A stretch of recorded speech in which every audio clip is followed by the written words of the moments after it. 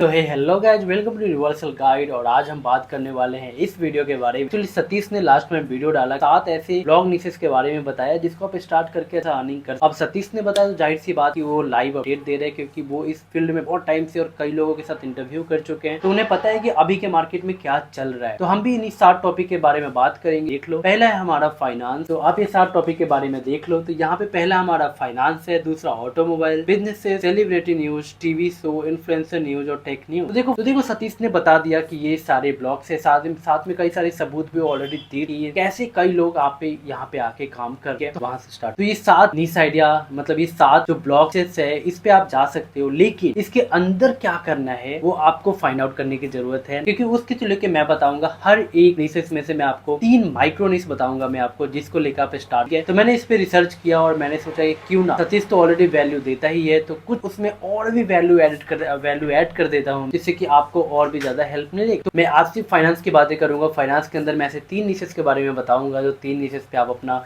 Blog start कर सकते हो। बाकी के जो और भी 6 आइडियाज होंगे वो अगले दिन आते रहेंगे। तो आपको जरूरत है कि अभी आप सब्सक्राइब कर लो और बेल आइकन पे क्लिक कर दो ताकि आप जब नेक्स्ट वीडियो डालूं तो आपके एक नोटिफिकेशन चला जाए। और जो नेक्स्ट वीडियो होगा वो किस पे होगा, तो वो होगा सतीश के वीडियो के ही अगले लिस्ट वाले पे, यानी कि ऑटो। ठीक है, तो फिलहाल अभी हम लोग करते हैं फाइनेंस की बात। तो सबसे पहले तो हम लोग अपने स्क्रीन पे आ जाते हैं और पहले निशेस के बारे में जान। तो अभी हम लोग आ गए हैं अपने स्क्रीन पे, तो हम लोग बात करते हैं पहले बारे में। देखो, मैंने बहुत सारा सर्च किया। तो सबसे पहले तो मैं आपको एक चीज बता देता हूँ कि डिविडेंड क्या, जो कि आप स्क्रीन पे देख रहे होंगे। मैंने डिविडेंड लिख के सर्च किया। तो सबसे पहले मैं आपको डिविडेंड के बारे में बता। देखो क्या होता है ना, जो शेयर मार्केट में जो लिस्टेड कंपनीज होते हैं वो क्या होता है, टाइम टू टाइम अपनी शेयर होल्डर्स को डिविडेंड प्रोवाइड करते हैं। समझ लो कि अगर आपके पास 10 शेयर, ठीक है, रिलायंस कंपनी के आपके पास 10 और उस कंपनी ने इस टाइम में समझ लो कि 3 रुपए का डिविडेंड पास, ठीक है, तो आपको क्या करेगा, 3 रुपया पर शेयर आपको मिल जाएगा, यानी कि 10 शेयर इंटू 3 यानी कि 30 रुपीज आपको फ्री में मिलते। ठीक है, और उसके भी कुछ क्राइटेरिया होते हैं, जैसे आपको इस पीरियड ऑफ टाइम के पहले से आपके पास वो होल्डिंग शेयर होल्ड होना चाहिए। ठीक है, ये नहीं कि आपने अभी खरीदा और कल आपको डिविडेंड मिलने वाला है, ऐसा नहीं होता है। तो उस चीजें होता है, तो उसके आसपास के भी जो होते हैं वो हर एक चीज को आप कवर करके, जैसे कि डिविडेंड क्या है। अगर आपको समझ लो कि मैं सबसे पहले यहाँ पे मैं ऑप्शन ले लेता हूँ मैं, जैसे कि पहला है हमारा वेदांता डिविडेंड न्यूज। ठीक है, तो लोग सर्च कर रहे हैं, जैसे 12,100 लोग सर्च कर रहे हैं। तो देखो क्या होता है, लोग क्या कराते हो, आप समझ लो कि आज वेदांता वालों ने न्यूज डाल, ठीक है, या रिलीज निकाल दिए कि वो इस डेट को, यानी कि 28 फरवरी वो लोग डिविडेंड रिलीज करने। ठीक है, तो अभी क्या होता है ना, कई लोग उससे रिलेटेड सर्च करना स्टार्ट, एलिजिबिलिटी क्या है इस डिविडेंड, पहला। ठीक है, उसके बाद आता है कि इस डिविडेंड को हमें मिलेगा या नहीं मिलेगा, सेम एलिजिबिलिटी में आ जाता है, लेकिन उसमें और भी आ जाता है, जैसे कि ये डिविडेंड कौन से डेट को मिलेगा, जो हर कोई सर्च करता है, क्योंकि सब लोगों को पता नहीं रहता, बस इतना सुनते हैं कि डिविडेंड मिलने वाला। तो कई सारे शॉर्ट्स होते हैं जो उनको बता देते हैं ये डिविडेंड रिलीज करने वाला, ये 4 कंपनी है जो डिविडेंड रिलीज करने वाला है। और ये भी आपका एक टॉपिक बन सकता है कि कौन कौन से कम नेक्स्ट मंथ अपना डिविडेंड शेयर निकालने वाले। ठीक है, साथ में आप ये भी निकाल सकते हो कि रिलायंस कंपनी एक साल में कितनी बार डिविडेंड रिलीज कर और कितना उनका एवरेज डिविडेंड ना हो। साथ में और भी कम सेम ऐसे ही सेम टॉपिक के साथ आप बहुत सारे निकाल सकते, रिलायंस का, टाटा का, वेदांता का, किसी का भी निकाल। ठीक है, उससे रिलेटेड आपको जानना पड़ेगा कि एलिजिबिलिटी क्या होता है, प्लस ये डिविडेंड कितने मंथ का होने का बाद ही मिलेगा, क्या मैं अगर अभी खरीदता हूँ। ठीक है, सबसे बड़ा क्वेश्चन होता है, मैं आपको बता दूं, ये सेम क्वेश्चन मैं भी पूछा करता था। सबसे बड़ा क्वेश्चन ये है कि क्या मैं अगर अभी खरीदता हूँ ये शेयर, ठीक है, अभी, और ये डिविडेंड मिलने वाला है अगले हफ्ते, और मुझे पता है कितना मिलने वाला है, 10 रुपीज मिलने वाला है, और मैं अभी 100 शेयर खरीद लेता हूँ, तो क्या ये मुझे मिलेगा। ठीक है, ये सबसे बड़ा क्वेश्चन होता है, यानी कि 100 शेयर खरीद लेता हूँ और 10 रुपए का डिविडेंड मिलने वाला है, यानी कि मुझे 1000 रुपए मिल गए, ठीक है, फ्री में बैठे बैठे। तो ये बहुत लोगों का क्वेश्चन होता है और तो आप इस चीज को कवर कर सकते हो। डिविडेंड से रिलेटेड जितना भी कुछ है, आप हर एक चीज को कवर, सिर्फ डिविडेंड के ऊपर काम करने के लिए ऐसा कोई साइट नहीं है जो कि आपका माइक्रो निश बन जाएगा। और इस चीज पे आप अगर आप अच्छे से करते हो, एसईओ करते हो, ऑफ पेज ऑन पेज दोनों करते, ये काफी ज्यादा ऊपर जाने वाला है। क्योंकि देखो न्यूज में क्या होता है, न्यूज में जो आज न्यूज आया वो अगले आधे घंटे, 1 घंटे में, या फिर बड़ा न्यूज है 24 घंटे, 48 या फिर 72 घंटों में खत्म हो जाती है। लेकिन जो ये है इसका लाइफ स्पेन ज्यादा है। अगर आपका डिविडेंड समझ लो कि 2 महीने के बाद आना, ठीक है, या फिर 1 महीने के बाद आना, जो डिविडेंड 1 महीने के बाद आने वाला है उसका ब्लॉग अगर आपने अभी डाला, उसके रिलीज जो न्यूज था उसके बाद, तो सोच लो कि आपके जो ब्लॉग रहेगा अगर वो रैंक, तो उसका जो लाइफ स्पेन रहेगा वो 1 महीने का रहेगा। ठीक है, अगर 1 महीने का हुआ, अगर 2 महीने का रहा तो 2 महीने का रहेगा, उसके बाद उसका कोई काम नहीं रहेगा, वो फिर वो डेड हो जाएगा कि फिर उस पर कोई सर्च। तो इस तरीके से आपको जाना है ऐसे डिविडेंड को। ठीक है, तो अभी हम चलते हैं दूसरे निशेस के ऊपर, और दूसरा निश है हमारा न्यू हाउसेस, कॉम्प्लेक्स, अपार्टमेंट या पेंट हाउस। आपने सुना ही होगा, जैसे कि आपको हमेशा न्यूज आते रहता है, या फिर यह फेसबुक में, गूगल में, हर जगह आप देखते होंगे कि आपके शहर के इस एरिया में एक नया बिल्डिंग बन, ठीक है, नया हाउसेस बनाया, नया पेंट हाउस बनाया, नया बिल्डिंग बन रहा है, उसके फ्लैट बिक रहे हैं, उसके 1 BHK, 2 BHK, 2.5 BHK ये सब बिक रहे हैं, ठीक है। तो उसमें कितने सर्चेस होते हैं आप अब सोच। मुझे नहीं खरीद, ठीक है, मैं आपको बता रहा हूँ एक केस स्टडी नहीं, मैं एक फैक्ट बता, ठीक है। समझ लो कि एक बिल्डिंग है, ठीक है, यूनिवर्सल गाइड कॉम्प्लेक्स करके एक बिल्डिंग, और यूनिवर्सल गाइड कॉम्प्लेक्स ऐड चलाता हूँ, भर के ऐड, ठीक है, मैं बहुत लोगों को दिखाता हूँ, डेली कम से कम 2000 से 5000 तक लोग देखते हैं मेरे, ठीक है। और मैं एक मार्केटिंग एजेंसी में एज अ वेब डेवलपर काम कर स्टार्टिंग के टाइम पे, तो मुझे पता है कि उसमें कितने सारे लीड मतलब अच्छे खासी आ जाते हैं, डेली के 100-150 ऐसे लीड्स आ, ठीक है। यानी कि आप समझ लो कि 100 से 150 का लीड्स आ जाते, यानी कि कितने लोग देख, ठीक है। तो इसी हिसाब से पकड़ लो कि डेली कम से कम 5-6 हजार तक उनका रीच आता। अभी देखो मेन फैक्ट क्या है, मुझे बिल्डिंग नहीं, मुझे फ्लैट, मुझे इन्वेस्ट ही नहीं, पर मुझे क्या है, मुझे उसकी प्राइस जानने में मतलब ये है कि मैं उसका प्राइस जानूं। तो देखो क्या होता है ना कि जब हम लोग उनके साइट पे जाते और हम लोग उस पे प्राइस पे क्लिक करते कि हमें इसका प्राइस जानना है, तो वहां पे क्या होता है ना कि एक पॉपअप आ जाता है जहाँ पे एक फॉर्म खुल जाता है। अगर आप फॉर्म भरते हो, सब कुछ करते हो, तो ही जाके आपको प्राइस के बारे में पता चलेगा, वरना आपको वो नहीं बताएंगे, ठीक है। बहुत ही कम साइट्स होते हैं, आप सर्च करके देख लेना, बहुत सारे एड्स रन होते रहते हैं गूगल पे, तो वो लोग प्राइस नहीं लिखा रहता है। आप जब फॉर्म भरोगे तब उधर से कॉल आएगा और आपको प्राइस बताया जाएगा, ठीक है। तो आपको वही करना है। आपको जितने भी हाउसेस है, कॉम्प्लेक्सेस से जितने भी बिक रहे, जैसे यूनिवर्सल गाइड कॉम्प्लेक्स के बारे में मैंने बोला, तो आप जैसे कि मुझे कॉल, मेरा प्राइस पूछ, सबसे पहले आपका ब्लॉग क्या होगा इस कॉम्प्लेक्स के बारे में, ठीक है। उसके बाद क्या होगा कि इस कॉम्प्लेक्स का प्राइस कितना है, उसके बारे में क्या होगा कि इस कॉम्प्लेक्स के अराउंड क्या क्या है, उसके बारे में क्या होगा कि उसके बाद में क्या इस हाउसेस को आप खरीदना चाहते हो तो आपको खरीदना चाहिए भी कि नहीं खरीदना चाहिए, एमिनिटीज क्या क्या है, प्लस सराउंडिंग में क्या क्या अच्छी चीजें हैं, क्या क्या खराब चीजें हैं, लैंड कैसा लैंड पे बना है, आसपास के एरिया को आप देखिए, ठीक है। आपको नॉर्मली कहीं जाने की जरूरत नहीं है, आपको ऑनलाइन ही सब कुछ मिल जाएगा, ठीक है। आप उस जो बिल्डिंग है, जो समझ लो कि यूनिवर्सल गाइड कॉम्प्लेक्स जो बना रहे हैं, तो उसके देखो कि आपको उनका जो पुराना प्रोजेक्ट है, ठीक है।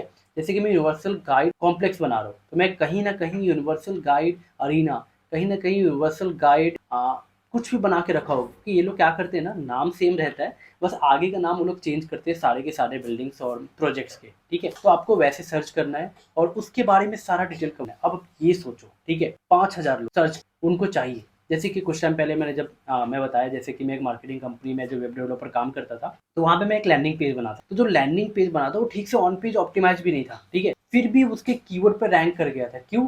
क्योंकि उससे रिलेटेड कोई ब्लॉग नहीं डालते। मैक्सिमम कहाँ रहता है मैं बताता हूँ आप, हाउसिंग हो गया, मैजिक ब्रिक हो गया, इन सब पे वो लिस्टेड रहता है, दैट्स इट, और कुछ नहीं है, जहाँ पे वो लोग खुद उसको मैनिपुलेट करते हैं। लेकिन यहाँ पे आप डालोगे, ठीक है, अगर समझ लो आप कि ऐसा चीज है, एरिया है जहाँ पे डाल रहे हो, सब कुछ कर रहे हो और कुछ कुछ चीजें आपने कवर किया, तो हो सकता है कि वो कॉम्प्लेक्स वाले समझ लो आप मेरे पे कुछ डाल रहे हो, ठीक है, और मैंने देखा कि नहीं ये चीजें थोड़ा सा नेगेटिव इम्पैक्ट डाल सकता है। जैसे कि मैंने उसके पास्ट जो प्रोजेक्ट्स है उनके मैंने रिव्यू डाल दिए, ठीक है, कि इसके पास्ट प्रोजेक्ट के रिव्यू उतने अच्छे नहीं है, ये रिव्यू है। तो इसमें क्या होगा कि मैं आपको कॉल करूंगा, सामने से जाऊंगा या अप्रोच करूंगा कि भाई उस चीज को हटा दो, ये थोड़ा सा नेगेटिव इम्पैक्ट डाल सकता है, तो आप वहां पे कर सकते हो चार्जेस। वो देखो अगर कोई फ्लैट खरीदने जा रहा है ना, तो उसको भी फुल अपने अकॉर्डिंग रिसर्च करना चाहिए, ठीक है। तो आप अपना वेबसाइट है आपका, ये है, आप मेन आपका मोटिव है पैसा कमाना, तो आप उसके लिए कर सकते हो, टोटली आप पर डिपेंड, ठीक है। तो इस तरीके से आप उस बिल्डिंग के बारे में हर एक चीज कवर कर सकते हो। तो समझ लो कि वो 5000 लोग जब सर्च करके आएंगे कॉम्प्लेक्स के बारे में, उसमें जाएंगे, फिर देखेंगे उसका प्राइस क्या है, तो नीचे ही रिलेटेड पोस्ट में या फिर अंदर ही आप एक और डालना है, आपको इंटरलिंकिंग करना है इसके प्राइसेस को लेकर। जब उस पर क्लिक करेगा, उस प्राइस वाले में घुसेगा, वहां पे वो देखेगा, ठीक है। फिर प्राइस वाले में जाने के बाद फिर वो देखेगा कि इसके एडवांटेजेस एंड डिसएडवांटेजेस क्या है, फिर उसमें जाएगा। तो एक इंसान जब खरीदना चाहता है ना, तो उसके अंदर डीप में जाता है, ठीक है। आपको सिर्फ एक कॉम्प्लेक्स भी सीमित नहीं रहना, आपको अलग अलग कॉम्प्लेक्स भी करना है और कोशिश करना है कि उस कॉम्प्लेक्स का रियल इमेजेस आप ऐड करते रहो। जैसे कि देखो क्या करना है, आप उनसे बात कर सकते हैं, प्रॉपर्टी वाले से बात कर सकते हो या फिर उनके पेज को फॉलो कर सकते हो। वो लोग भी क्या करते हैं कि जैसे जैसे प्रॉपर्टी बनते जाता है वैसे वैसे वो लोग वीडियो फोटो ऐड करते हैं, सेम चीज़ों आपको डालना अपडेटेड, ठीक है।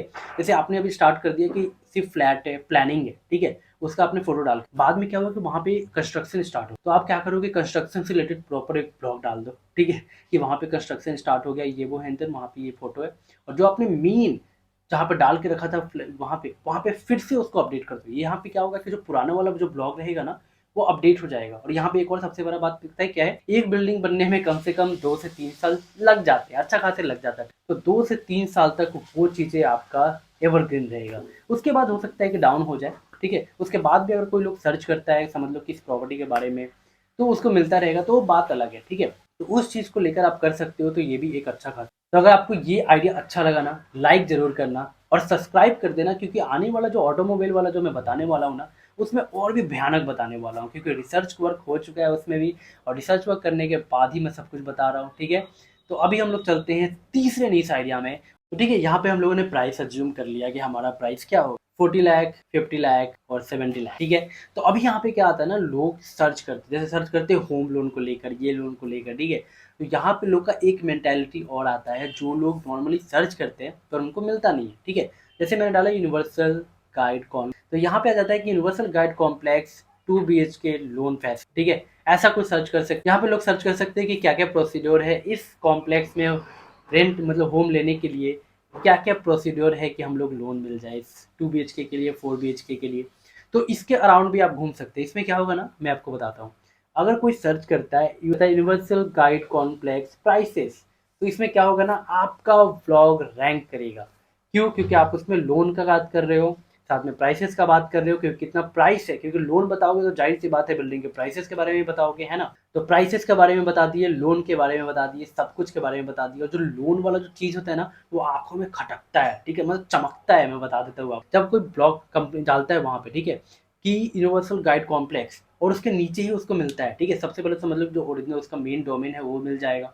उसके बाद ही आपको दूसरे या तीसरे नंबर पे अगर उसको ये दिख जाता है कि इस यूनिवर्सल गाइड कॉम्प्लेक्स को लेने के लिए लोन कैसे मिलेगा उनको, 2 BHK के लिए, 3 BHK के लिए, 4 BHK के लिए, सबके लिए अलग अलग ब्लॉग बना दो। ठीक है, और हर ब्लॉग में आप तीनों कवर, अगर आप 2 BHK के लिए बना रहे हो फिर भी 3 BHK 4 BHK कवर करो, तो उसका कैसे मिलेगा। 4 BHK का बना रहे हो तो भी कवर करो। ठीक है, तो ऐसे आपको करना है कि एक ही का आपको तीन तीन बना देना है। इससे आपको ये फायदा होगा कि जैसे उसको देखेगा वो जरूर सर्च करेगा, क्योंकि अगर उसे बिल्डिंग पसंद आया है, अगर उसके बारे में जानना चाहता है, तो उसको दो चीज मिल जाएंगे वहाँ पे। पहला, उसको प्राइसिंग के बारे में पता चल जाएगा कि प्राइस क्या दे रहे हो आप। ठीक है, मतलब वो बिल्डिंग वाले प्राइस क्या दे रहे हैं। दूसरा, उस लोन के लिए कहाँ से वो लोग लोन ले सकते हैं और कौन से बैंक से लोन ले सकते हैं। ठीक है, तो वो सारी चीज़ें आप कवर कर सकते हो इस वाले नीश में। तो होप कि आपको ये तीनों नीश अच्छा लगा होगा। तीनों में एक ओवरव्यू दे देता हूँ। पहला तो हमारा था डिविडेंड के बारे में, जो कि काफ़ी ज़्यादा इंटरेस्टिंग था। ठीक है, वो भी फाइनेंस से रिलेटेड। दूसरा हमारा आया होम से रिलेटेड, कैसे होम बाय करना है, उसका क्या है क्या नहीं है, ये भी फाइनेंस से रिलेटेड आ गया, क्योंकि इसमें फाइनेंस इंक्लूडेड रहता है। तीसरा तो हम लोग प्रॉपर फाइनेंस में घुस गए, यानी कि लोन वाले में घुस गए।